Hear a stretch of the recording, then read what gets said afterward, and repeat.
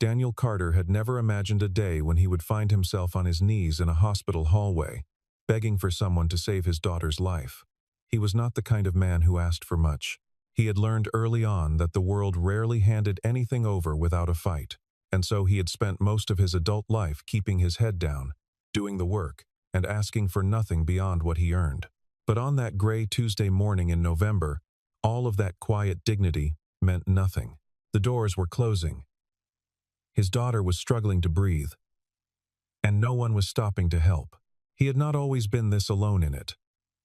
There was a time, not so long ago, when the small apartment on Ridgeline Avenue felt full in the way that mattered, full of noise, of laughter, of the particular warmth that only a family can create in a modest space. His wife, Maria, had been the kind of woman who could make four walls feel like a home. She had a gift for that. She died of a blood clot 3 years earlier, 6 days before Emma's 5th birthday. After that, the apartment became something smaller. Daniel became something smaller too, or at least that was how it felt on the hard nights. But Emma kept him upright. She always had. Emma Carter was 8 years old, and she had her mother's eyes and her father's stubbornness. She had been born with a congenital heart defect, a condition called pulmonary stenosis, which required regular monitoring and occasional medication adjustments to keep her stable. The condition was manageable. The cardiologist had told them when she was an infant, manageable, as long as she received consistent care. That word, manageable, had become the organizing principle of Daniel's entire life. Everything he did, the overtime shifts at the maintenance company, the careful budgeting of every dollar, the way he packed her school lunch and checked her pulse oximeter every morning before school, all of it was in service of keeping Emma's condition manageable. She was not just his daughter. She was his reason. On weekdays, he rose before 5 to make her breakfast before his shift started. On weekends, they went to the park near the old water tower, where Emma liked to feed the ducks and invent long, complicated stories about where each one was going and why. She called the biggest one Gerald, and was convinced he recognized her. Daniel had no reason to argue. Those mornings by the pond were the best parts of his week. They were the parts he held on to when everything else felt like it was slipping. Emma's regular cardiologist, Dr. Patterson, had relocated his practice across the city the previous month after his clinic merged with a larger hospital group. The transition had left a gap in Emma's care records. Her medication dosage needed to be reviewed, and Daniel had been told to bring her to the nearest affiliated hospital for an interim checkup. St. Mary General was the closest. It was also, as Daniel would come to understand, the worst possible choice he could have made. St. Mary General Hospital sat on the corner of Brennan Street and 4th Avenue like something that had given up on itself years ago and simply forgotten to close. The exterior was a dull gray concrete, streaked with water damage and framed by a parking lot where half the lights had been burned out for what appeared to be a very long time. Inside, the lobby smelled of industrial cleaner and something else underneath it, something stale and difficult to name. The linoleum floors were cracked near the base of the front desk. One of the ceiling tiles in the waiting area was visibly water-stained, bowed downward in the center like a held breath. Daniel arrived with Emma at 8:47 in the morning. She was dressed in her purple coat with the yellow hood, and she was holding the small stuffed rabbit she had named Clover, which she carried to all medical appointments as a matter of personal policy. She was tired that morning, more tired than usual, which was one of the reasons Daniel had decided the checkup could not wait any longer. She had been short of breath twice in the past week, brief episodes that resolved on their own, but left him cold with worry. He approached the reception desk and explained the situation calmly and clearly. He had Emma's name, her date of birth, her diagnosis, the name of her previous doctor, and the reason for the visit all prepared and stated in sequence. He had learned long ago that in medical settings, organization was the closest thing to power a person without money or connections could carry.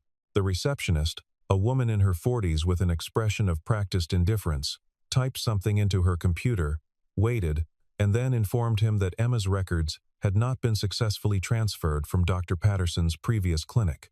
Without a complete referral and prior authorization on file, the hospital's policy did not allow them to process her intake. She would need to bring the full paperwork before an appointment could be scheduled. Daniel explained that this was an interim checkup for a child with a documented heart condition, that the records transfer was an administrative error on the part of the hospital's own affiliated network, and that his daughter was currently showing symptoms that warranted examination. The receptionist told him she understood, but that the policy was the policy. He asked to speak with a physician. The receptionist said that without a completed intake, no physician was available to see walk-in patients at that time. He asked what he was supposed to do. She told him he could call the billing department to request an expedited records transfer, which typically took 3 to 5 business days. A supervisor was called. The supervisor, a man named Kevin, who wore his lanyard with the stiff authority of someone who had waited a long time to wear it, repeated everything the receptionist had said, and added that hospital policy existed for a reason and that exceptions created liability. Daniel's voice rose. Kevin's voice hardened. A security guard materialized at Daniel's shoulder, with the practiced smoothness of someone used to this particular kind of scene. They escorted him toward the exit with the firm, impersonal grip of institutional machinery. Emma, who had been sitting in the plastic chair beside the reception desk, clutching Clover and listening to everything, stood up when she saw them moving her father. She walked out with him because she did not want to be left. She did not cry. She was 8 years old, and she had been to enough hospitals to know that crying didn't help. It was in the parking lot, in the cold November air, that Emma began to have difficulty breathing. It was not severe, not a crisis in the acute sense, but it was visible, and it was real. Her chest was working harder than it should. Her lips had a faint color to them that Daniel recognized and hated. He turned back toward the entrance. The automatic doors slid open. Kevin was already there, arm extended. Shaking his head, the doors slid closed. Daniel stood in the parking lot with his daughter leaning against him, her small hand gripping the rabbit, and he felt something happen inside him that was difficult to name. It was not exactly rage, though rage was part of it. It was more like a switch being thrown, a quiet, definitive click inside his chest that changed the direction of something fundamental. He did not know yet what he was going to do, but he knew, with the cold clarity of a man who has been pushed past a particular line, that whatever came next was going to be different. He drove Emma to an urgent care clinic 17 minutes away, where a physician's assistant reviewed her symptoms and adjusted her medication after a 40-minute wait. She stabilized. She fell asleep in the car on the way home, Clover tucked under her chin. Daniel sat in the driveway for a long time after he parked, engine off, watching her breathe. The weeks that followed were difficult in every direction at once. Emma's condition remained precarious in the way that cardiac issues in children tend to be never quite an emergency, never quite resolved, requiring constant attention and the kind of watchfulness that exhausted a person at the cellular level. Daniel was behind on his medication co-payments. He had missed 2 days of work taking Emma to follow-up appointments, and his supervisor at the maintenance company had made it clear, in the oblique language that companies use when they do not want to be accused of saying what they are clearly saying, that reliability was a core value of the organization. The urgent care clinic was not equipped to serve as Emma's long-term cardiac provider. The physician's assistant had been kind and competent, but she had been honest. Emma needed a cardiologist, ideally one affiliated with a hospital that had the right imaging equipment and the right specialists. St. Mary General, infuriatingly, was the most accessible option. 2 other hospitals in the area had wait times of 6 to 8 weeks for new pediatric cardiac patients. A third required a primary care referral that would take another 2 weeks to process. The system, as Daniel was discovering, had a remarkable talent for making every door look almost like an entrance. He began spending his evenings differently. After Emma was asleep, instead of collapsing in front of the television, as he usually did, he sat at the kitchen table with his laptop open and began researching. He looked up Street Mary General. He looked up its parent company, Meridian Health Partners. He looked up complaints filed with the state medical board, news articles, anything searchable. What he found was not dramatic, not at first. There were the standard complaints any hospital accumulates. Long wait times, billing disputes, a few instances of staff complaints that had been settled without disclosure. Nothing that looked like a pattern. Nothing that looked like what he was beginning to suspect. The suspicion had begun, in a formless way, almost immediately after the incident in the parking lot. Something had felt wrong, not just wrong in the way that bureaucratic cruelty is wrong, which is common enough, but wrong in a specific, structural way that Daniel could not yet articulate. The indifference at the reception desk had not seemed like ordinary indifference. The supervisor had appeared too quickly. The security guard had appeared even more quickly. It was as though the refusal of a sick child had been something that had been practiced.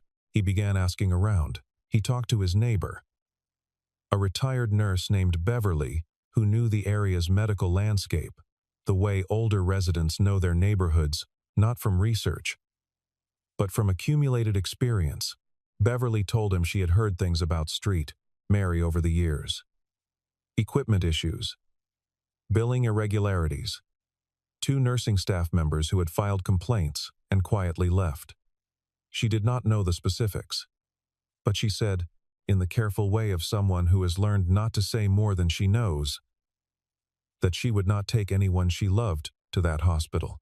2 weeks after the parking lot incident, Daniel encountered a man named Robert Saunders at the laundromat on Clement Street. Robert was in his early 60s, a retired school janitor with a heart condition that had recently required him to seek treatment at Street Mary General.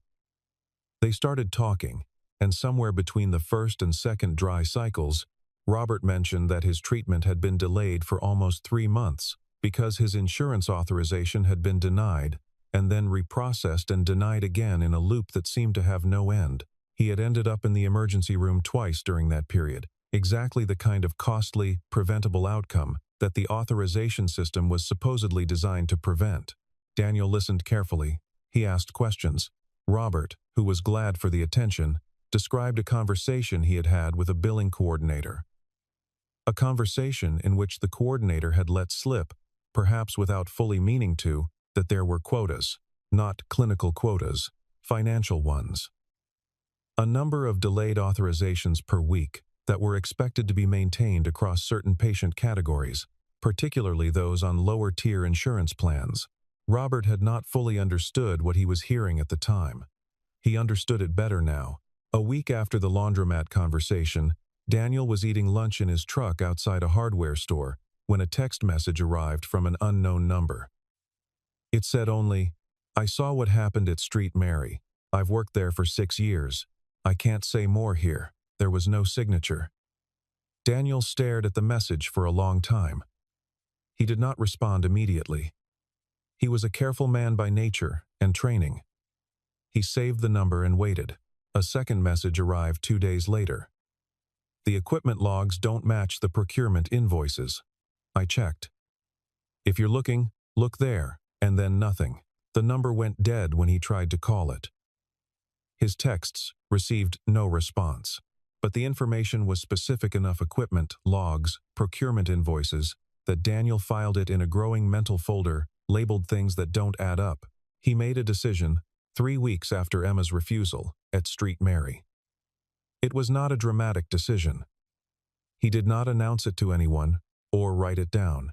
He simply sat at the kitchen table one night, looked at Emma's medical bills spread out in front of him beside her latest prescription bottle, and decided that he was going to find out what was happening inside that hospital, and that he was going to find out the right way, the thorough way, the way that would actually matter when the time came.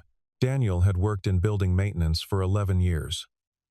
He understood hospitals as physical systems: plumbing, electrical, HVAC, the infrastructure of care that most people never thought about. He knew how maintenance workers moved through buildings, invisibly, functionally, beneath the notice of administration and clinical staff alike. He had spent a decade being invisible in exactly this way. And he had never considered that this invisibility might be useful. He borrowed work clothes from a colleague whose company logo patch was still on the jacket. He enrolled in a 2-day continuing education course in biomedical equipment calibration, which gave him a laminated certificate with his name on it. He purchased a used point-and-shoot camera that could record video without being conspicuous. And then, on a Wednesday morning in early December, he walked into Street Mary General through the service entrance and went to work. His first day inside produced mostly ordinary observations.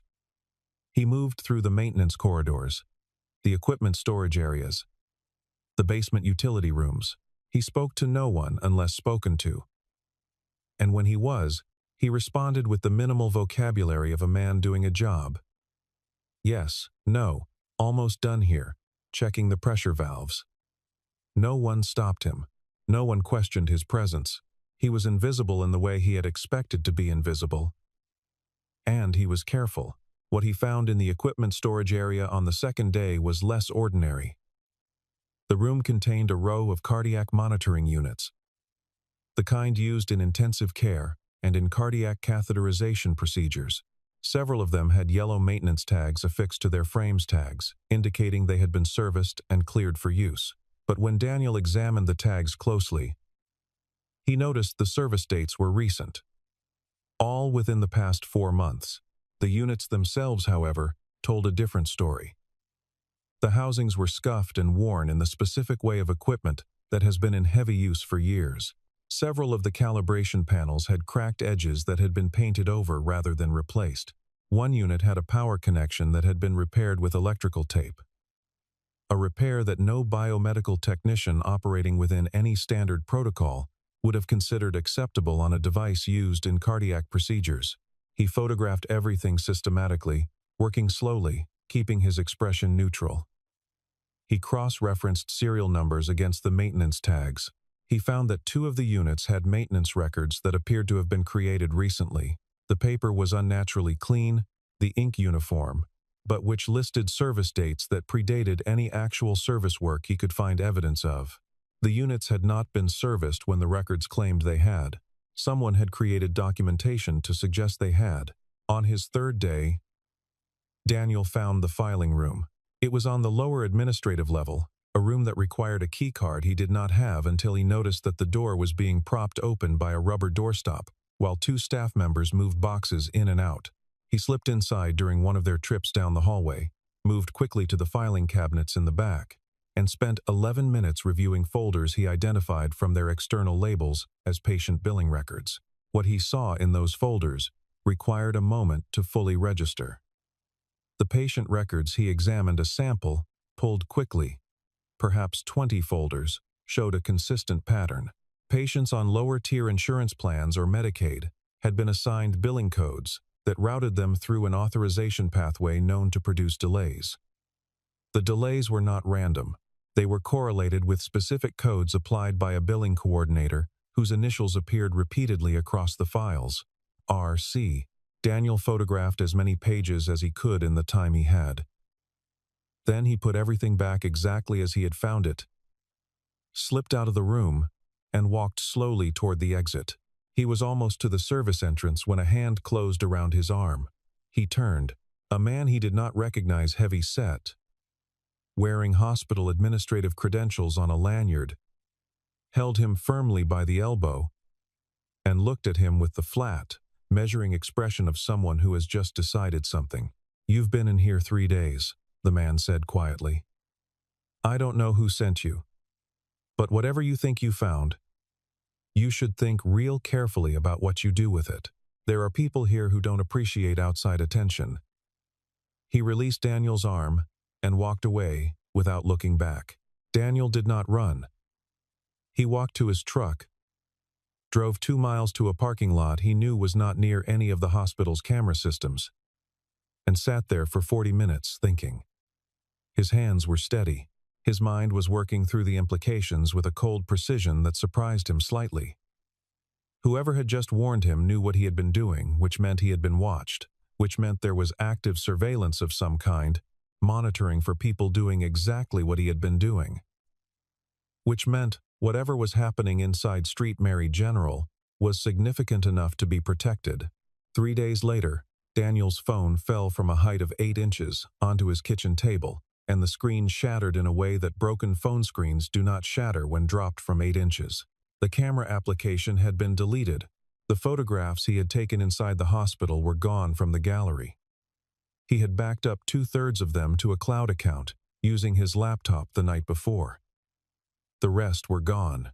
Someone had accessed his phone remotely. He did not know how or when. He bought a prepaid phone from a convenience store, transferred his backed-up photographs, and told no one about any of it. He was not afraid in the conventional sense. He was something more useful than afraid. He was resolved. It took him another week to find the contract.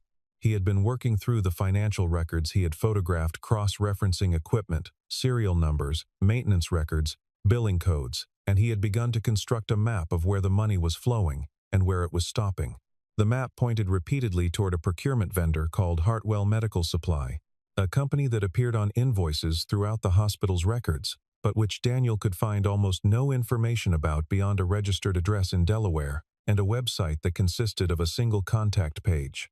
Hartwell Medical Supply was billing Street Mary General for equipment that, based on serial number records, either did not exist or had been billed for multiple times under different line items. In one instance, a single cardiac monitoring unit had been invoiced 4 separate times across a 20-month period. The invoices had been approved each time by the same administrator. Richard Coleman, Director of Operational Finance at Meridian Health Partners. Daniel sat with the name for a long time. Richard Coleman. He searched the name carefully, adding every combination of relevant terms: Meridian Health, Hartwell Medical, procurement fraud, medical billing irregularities. What he found was a man with an unremarkable professional profile and very little public presence, which in Daniel's experience was not the profile of a man with nothing to hide. It was the profile of a man who was careful. He understood now that what he had stumbled into was not an isolated case of administrative negligence or indifferent policy enforcement. What he had found was a financial mechanism, a structured system of fraudulent billing, manufactured procurement records, and deliberate patient routing that had been built over time and was being actively maintained. The patients who were being routed into authorization delays were not being delayed by accident. They were being delayed because delays cost the hospital less than treatment, and the money saved was being redirected through a vendor that existed primarily to receive it. Emma's refusal at the front desk had not been a paperwork error. It had been a feature of the system. Victoria Hayes did not think of herself as a person who avoided difficult truths. She would have found the suggestion insulting, which is part of what made her particular situation so complicated. She had built her career 30 years in healthcare administration, the last 9 as Chief Executive Officer of Meridian Health Partners, on the premise that systems could be made to work, that inefficiencies could be corrected, that the right combination of data and will and organizational discipline could turn even a troubled institution into something that functioned. She believed in the power of good management, the way other people believe in things they cannot see but need to be true. She was 54 years old and had the posture and precision of a woman who had decided, at some point early in her career, that impressions were a form of currency, and she would not be careless with them. She wore gray and navy exclusively in professional settings. Her office at Meridian's corporate headquarters had one personal photograph on the desk, her daughter's college graduation, and no other decorative objects. She received her briefings prepared and her problems pre-sorted. She had a gift for seeing institutional systems clearly, for diagnosing dysfunction and prescribing remedies that had made her genuinely good at her job. That same clarity, she would later understand, had also made her susceptible to a particular kind of failure. The failure to look at what she had not been shown. Daniel had tried to reach her 3 times before the morning she finally agreed to see him. His first attempt was a letter delivered to Meridian's corporate office, detailed and specific, containing photographs of the maintenance tags and partial billing records. The letter was received by an executive assistant who categorized it, not unreasonably given the volume of correspondence that arrived weekly, making various claims about hospital misconduct, as a complaint requiring review by the legal department. The legal department's standard response, a form letter acknowledging receipt and promising a review, arrived at Daniel's apartment 2 weeks later. His second attempt was a phone call that reached a communications coordinator who was sympathetic but professionally constrained and who told him that any concerns about patient care or billing practices at a Meridian facility should be submitted through the patient advocacy portal, which he had already done, without response. His third attempt was more direct. He drove to the corporate headquarters on a Tuesday morning, asked for Victoria Hayes by name at the front desk, and waited. He waited for 4 hours. She did not appear.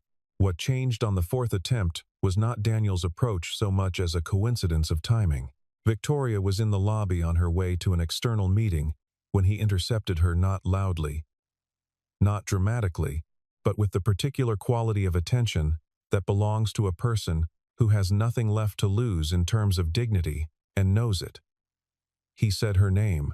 He said his name. He said his daughter's name, and her age, and her diagnosis, and the date they had been turned away from Street, Mary General, in a parking lot with Emma struggling to breathe.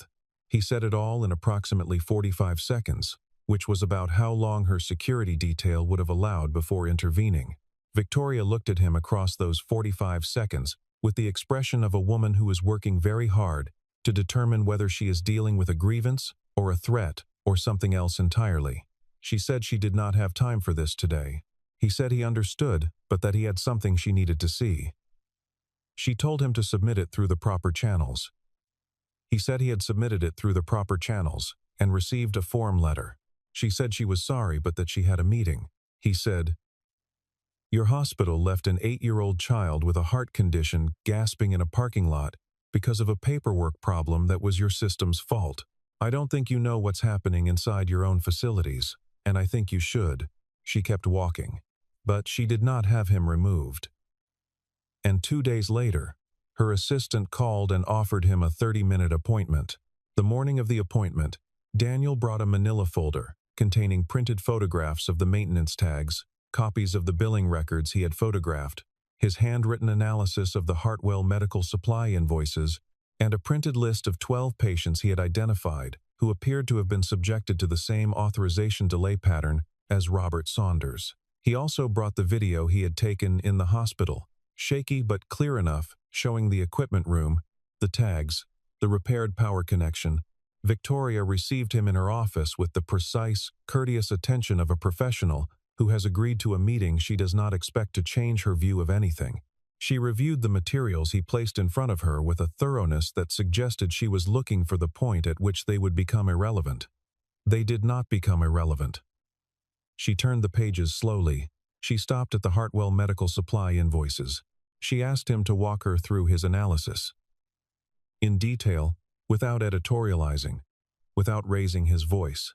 When he finished, she said that the concerns he was raising were serious, but that they could also reflect administrative errors that she was not yet in a position to characterize as anything more. She said that the photographic evidence was suggestive but not conclusive. She said that patient billing patterns could look irregular for many legitimate reasons, and that a proper review would need to be conducted through the appropriate internal processes. He listened to all of it. Then he opened his phone and played the video of Emma in the parking lot. He had recorded it on the prepaid phone. The audio partially obscured by wind, but clear enough to hear Emma's breathing, the effortful, elevated pace of it, and to see her leaning against Daniel with her eyes half closed and her small face working harder than a child's face should have to work. The video was 43 seconds long. Victoria watched it without speaking. When it ended, Daniel said, "Miss Hayes, you're not running a hospital. You're running a system that decides who gets to live. Emma is 8 years old. The people who turned her away that day weren't making a mistake. They were following your protocol. I need you to understand what your protocol does to real people." Victoria Hayes was quiet for a long time. It was not the silence of offense or of preparation. It was the silence of a woman who was looking at something she had not been shown and was making herself look at it completely. Without turning away, she picked up the Hartwell medical supply invoices again. She looked at them for another minute. Then she set them down. "Leave these with me," she said. "Don't contact anyone else until you hear from me. I mean, anyone." Victoria did not sleep well that night. She had spent her career building systems, and she understood systems well enough to know that what Daniel Carter had brought her was not the profile of administrative error. Administrative errors were random. What he had shown her was a pattern, a consistent, repeating, directional pattern that pointed toward intent. She had not wanted to see it as that in the meeting, but in the silence of her home office at 2 in the morning, with the documents spread across her desk and her professional instincts fully engaged, she saw it clearly. She conducted her investigation quietly. She asked her chief financial officer to pull the Hartwell medical supply account history without explaining why. She asked her director of clinical operations to provide equipment maintenance records for Street, Mary General going back 3 years, framed as a routine audit. She reviewed patient authorization delay data herself, filtering by insurance tier. What she found took 4 days to fully comprehend. Hartwell Medical Supply had received $17 million in payments from Meridian Health Partners over 30 months. Of those $17 million, approximately $11 million corresponded to equipment that had either not been delivered, billed multiple times, or invoiced for services the hospital's own records showed had not been performed. Richard Coleman's approval signature appeared on the majority of those invoices. His initials RC appeared across hundreds of patient files where authorization delays correlated directly with the hospital's quarterly cost reduction targets. She had hired Richard Coleman herself 9 years ago, on the strength of a recommendation from a board member who was no longer with the company. She had trusted his work because the numbers he produced had always been clean, and clean numbers in a healthcare system the size of Meridian are not easy to produce. She understood now that the numbers had been clean because they were being managed, because the costs that should have appeared in them were being hidden inside a billing relationship that she had never been shown and had never thought to look for. She was still sitting with this when her phone rang at 11:45 on the 4th night of her investigation. The call was from Richard Coleman himself. He said he had heard she was pulling historical records and asked, with the casual steadiness of a man performing steadiness, whether there was something he could help her with. She said she was doing a routine compliance review and thanked him for checking in. He said he was glad to help any time. She hung up and understood that she had perhaps 2 days before whatever network he had built inside the organization became aware of what she was looking for. Daniel Carter was attacked on a Thursday evening in the parking lot of the grocery store on Wendell Avenue. 2 men he did not recognize approached him from behind as he was loading his car. One of them took his bag. The other one hit him twice, once in the ribs and once across the back with a precision that suggested they were not there to rob him. His phone was in his jacket pocket, and the jacket was on the passenger seat. They did not take the phone. They took the bag, which contained his groceries and, fortunately for Daniel, none of his documentation. He had long since stopped keeping any evidence in a single location. He drove himself home because the injuries, while painful, were manageable. He sat in his apartment and conducted a careful self-assessment. 2 ribs were bruised, but probably not broken. His back was sore. He had not, he was grateful to note, been seriously hurt, which told him something about the intent. They could have done worse. They had chosen not to. That was a warning, not an attempt at real harm. The people behind it wanted him to stop, not to become a story. He called the number Victoria Hayes had given him. She answered on the second ring, which suggested she was not sleeping either. He told her what had happened. There was a brief silence. She said, "How much of your documentation is secure?" He told her. She said, "Can you get to a copy center in the morning and make 2 additional copies of everything? Bring one to my office. I'll have someone I trust meet you there." He said yes. She said, "Don't walk to your car alone for a while." He said he had already figured that out. The plan that Daniel and Victoria constructed together over the following 10 days was not complicated in concept, though it was meticulous in execution. The principle was simple. Richard Coleman needed to be caught in the act of something specific and documented, not just implicated by circumstantial financial records, which could be challenged and explained away, but recorded in real-time engagement with the fraudulent system he had built. Victoria had the institutional access to create the conditions for that recording. Daniel had the motivation and, as it turned out, a particular kind of patience that was ideally suited to the work. Victoria arranged for a meeting between herself, Coleman, and 2 other senior administrators to review the Hartwell medical supply account as part of what she framed as a board-mandated procurement audit. Before the meeting, she informed a state medical fraud investigator, a contact she had cultivated over her years in healthcare administration, of what she had found and what she was planning. The investigator agreed to have personnel standing by, and provided her with a recording device that she wore to the meeting in the manner of a woman who had spent her career performing competence and was now performing it one final time for a specific and necessary purpose. She brought Daniel's documentation to the meeting as her own, not as his, because Coleman would have recognized its origins and become defensive but repackaged as the output of her internal audit.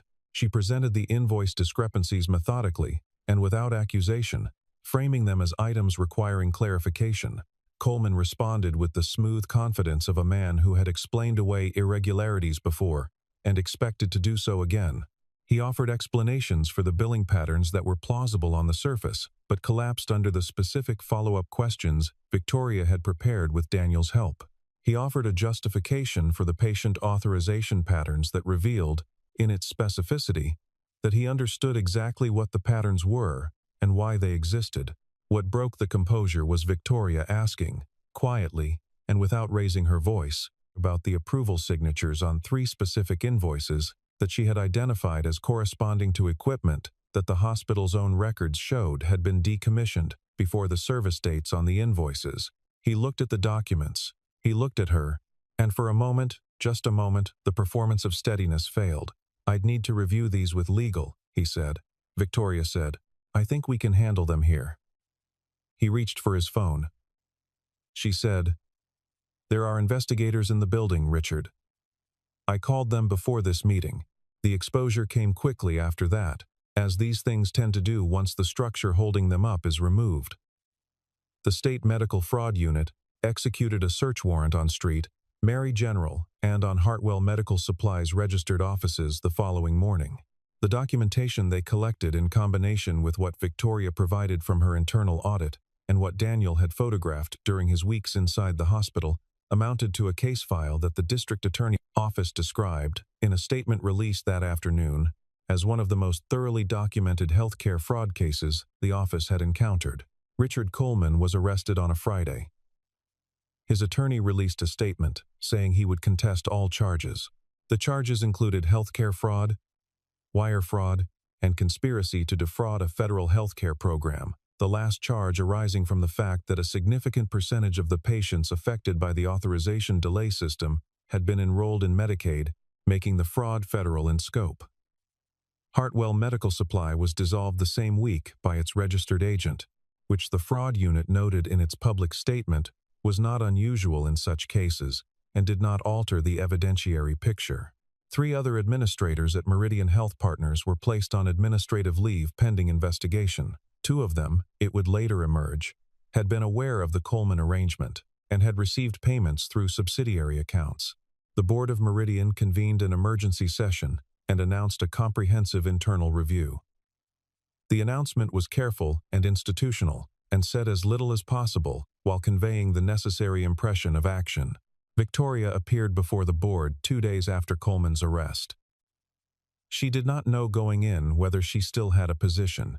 She had, after all, overseen a system under which $17 million in fraudulent payments had been processed, and hundreds of patients had been systematically denied timely care even if she had not known it, even if she had acted decisively to expose it once she did. The board could have made either choice and found defensible reasons. She prepared her presentation for 3 hours the night before. She described the fraud with precision. She described what she had done to uncover it. She described what changes to Meridian's oversight and procurement structures she intended to implement in specific and measurable terms, and she proposed an independent monitoring office that would report directly to the board rather than to any internal administrator. She proposed a patient advocacy fund capitalized from clawed-back fraudulent payments that would provide coverage assistance to patients who had been affected by the authorization delay system. She did not ask to keep her position. She said that if the board believed someone else could do this work better, she would understand. They voted to retain her, 6-2, with conditions. The conditions were the monitoring office and the patient fund. She accepted them before they finished stating them. Daniel Carter lost his job at the maintenance company in January, being officially for excessive absences but effectively because his employer had received an inquiry from a lawyer representing one of the Meridian-affiliated administrators under investigation, asking questions about Daniel's background and employment history. The company's human resources department had decided, in the way of institutions that prefer not to be adjacent to complexity, that Daniel's record had some concerns. He was not surprised. He had expected something like it. He filed an unemployment claim and began looking for work methodically, the way he approached everything that mattered. He had references. He had skills. The maintenance industry in a mid-sized city is not so large that a man with 11 years of reliable experience becomes unfindable. He found a new position within 6 weeks, with a smaller company that paid slightly less, but whose owner, when Daniel explained his situation in broad strokes, said only, "I need someone who shows up and does the work right. Can you do that?" Daniel said he could. The owner said, "Then we're good." The state medical board launched a separate investigation into Street Mary General's clinical practices. The early findings were difficult, reviewing records going back 30 months. Investigators identified 11 cases where treatment delays correlated with the systematic authorization pattern had preceded documented deterioration in patient conditions. 3 of those cases had resulted in deaths. Whether those deaths were causally linked to the delays, in a way provable in court, was a question for lawyers and medical experts. What was not in question was that the delays had been real, deliberate, and had fallen disproportionately on patients least able to absorb them. Street Mary General did not close. Closing a hospital is a complicated civic event with consequences that extend well beyond the institution, and Meridian's board, now under the scrutiny of a monitoring office and a district attorney's ongoing investigation, had strong incentives to demonstrate that the organization could reform. A new administrative team was installed at Street Mary. An independent engineering firm reviewed the physical plant and identified 47 items requiring repair or replacement, a number that prompted a local news outlet to run a story describing the hospital as having been held together by hope and documentation fraud. The repairs were funded in part by the first disbursement from the Patient Advocacy Fund. Victoria Hayes moved through the months after the exposure with the purpose of a person who has been forced to confront something she did not want to see, and has decided the only adequate response is to make the confrontation mean something. She revised Meridian's patient intake protocols across all its facilities, not the policies themselves, but the implementation systems that had allowed policies to be weaponized. She required that authorization delay patterns be reviewed monthly by an independent clinical reviewer. She established a patient liaison office at each facility, staffed by individuals whose performance reviews were tied to patient access outcomes rather than cost reduction metrics. She also called Daniel Carter. She called him 4 months after the arrest, on a Wednesday afternoon when Emma was at school and Daniel was eating lunch alone in his new work truck. The conversation was short and mostly professional, reviewing the details of how the patient fund would be administered and whether he wanted to be consulted on its operation. But at the end, she said something that was not professional. "I've thought about that video you showed me. The 43 seconds. I think about it more than I expected to." He said he understood. She said, "I should have looked harder before it got to that point." He thought about this for a moment and said, "You looked when it mattered. That's not nothing." There was a pause. She said, "No. I suppose it isn't." Emma Carter turned 9 in January. 3 months after her father began the chain of events that ended a financial fraud operation and changed the intake policies of an 8-facility healthcare network, she had a party with 6 friends from school and a cake shaped like a rabbit, which had been her request. She was doing better. The new cardiologist assigned through the rebuilt Street Mary General patient management system, which now processed transfers from referring practices within 24 hours instead of routing them into an administrative delay loop, had reviewed her case comprehensively and adjusted her medication protocol in a way that had made a visible difference. She was less tired. She was breathing more easily. She was, her new doctor said, doing very well for a child with her history. Daniel brought her to her first appointment at the new street, Mary General, on a morning in February, a cold, clear morning with frost on the car windows and pale winter light coming through the hospital's newly repaired entrance. The lobby smelled different. Several of the ceiling tiles had been replaced. The reception desk was staffed by 2 people who looked up when Daniel and Emma entered and said good morning. He stood in that lobby and felt the strangeness of returning to a place that had once closed its doors against his daughter and finding it, incrementally, changed. Not transformed, change of this kind was slow and uneven and incomplete in all the ways that institutional change tends to be, but different, measurably different in the ways that mattered. Emma was called back by a nurse who crouched down to her level and asked her name and whether she had a favorite animal. Emma said, rabbits. The nurse said she also liked rabbits. Emma appeared to find this satisfactory. Daniel sat in the waiting room. It was a Tuesday morning. Around him, other parents sat with other children, children holding tablets or small toys, or the particular resigned patience of kids who have been to many waiting rooms. He watched them and felt, for the first time in several months, something that was not urgency or vigilance, or the particular weight of sustained anger. He felt something quieter than those things. Not relief exactly, relief would come later, in increments, as the various ongoing legal proceedings resolved, and Emma's health continued to stabilize. What he felt now was more like the sensation of having set something down after carrying it a very long distance. A cardiologist he had not met before came to the door of the waiting room and called Emma's name. Daniel stood. Emma emerged from the corridor, where she had been having her preliminary readings taken, Clover tucked under one arm, with the expression of someone who has done this before and knows what it involves and is not afraid of it. She crossed the lobby and took her father's hand. They walked through the door together. In the records of Street Mary General Hospital, Emma Carter's file now contained a complete intake history, an authorized treatment plan, and a direct line of contact to her assigned cardiologist. The authorization code at the top of her record had been processed the previous day in under 2 hours. The file was flagged as active. The flag meant that the system knew she was coming and had prepared for her arrival. It meant, in the language of the system that had once turned her away, that she was expected, that she was accounted for, that no door would close against her today. Daniel Carter had walked into Street Mary General Hospital as a maintenance worker with a borrowed jacket and a camera. He had walked out as the man who had pulled the thread that unraveled $17 million in fraud, catalyzed the arrest of a senior financial administrator, and forced the reform of a healthcare system that had been quietly deciding, for years, who deserved care and who did not. He had done all of it without a law degree, without organizational backing, without anything more than the thing that had kept him going through every hard year of his adult life, the absolute, unconditional refusal to let his daughter down. He held her hand as they walked down the corridor toward the examination room.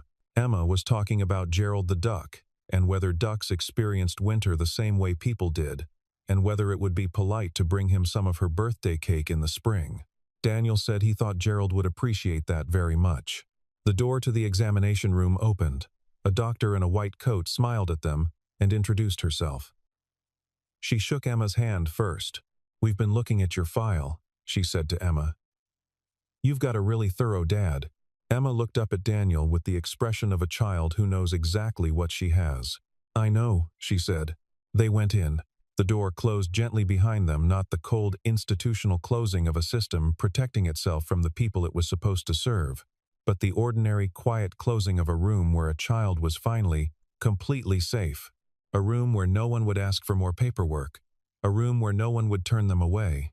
This time, no one could.